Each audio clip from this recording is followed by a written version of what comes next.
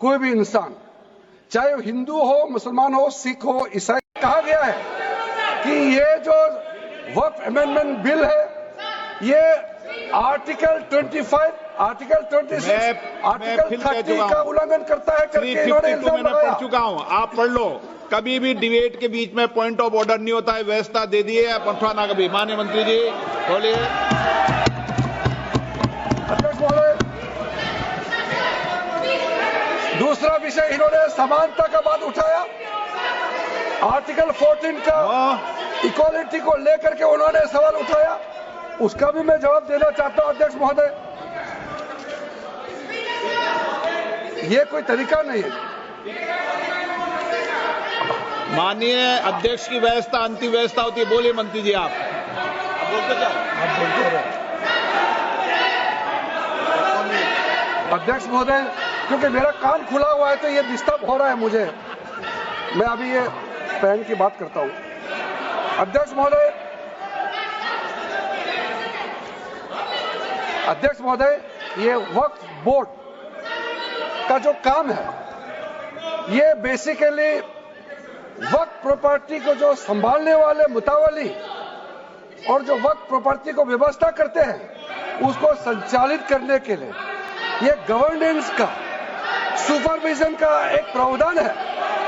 किसी भी तरीके से वक्फ बोर्ड वक्फ प्रॉपर्टी को मैनेज नहीं करता है। वक्फ बोर्ड वक्फ प्रॉपर्टी मैनेजमेंट में हस्तक्षेप नहीं करता है। अब साफ साफ सुन लीजिए, अगर इसके पास तर्क नहीं है तो इस तरह यहां डिस्टर्ब करके बहस का स्तर को गिराने से कोई फायदा नहीं है सर, ये कोई तरीका नहीं है सर। बोलते जाओ सर, वक्फ बोर्ड का क्रिएट करना एक जो वाकिफ होता है, जो अपना विलिंगली वक्फ क्रिएट करता है। मैंने व्यवस्था दे दी है, आप जब समय हो तो बोले नो, प्लीज बैठिए। ये तरीका ठीक नहीं है आपका, बैठिए आप। नो, बैठिए। माननीय मंत्री जी, सूची है 2013 की प्रॉपर्टी निकाल बताना सूची मंगा के देते कहते भी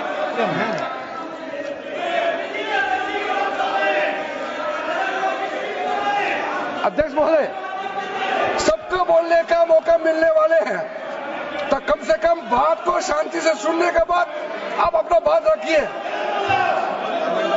ये कोई तरीका नहीं होता है सर।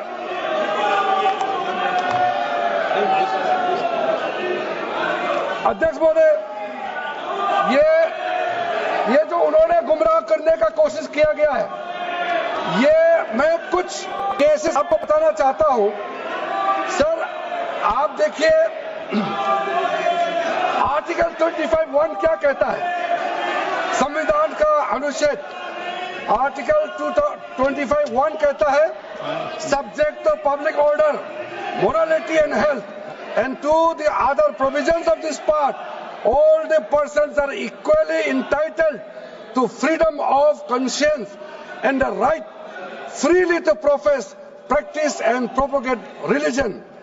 सर, गवर्नमेंट किसी भी धार्मिक व्यवस्था को, किसी भी रिलीजियस इंस्टीट्यूशन, कोई धार्मिक काम में हस्तक्षेप करने नहीं जा रहा है, ना ही वक्फ बोर्ड किसी धार्मिक स्थल का व्यवस्था में कोई भी तरीके से हाथ डालने का प्रावधान है, बिल्कुल नहीं है सर।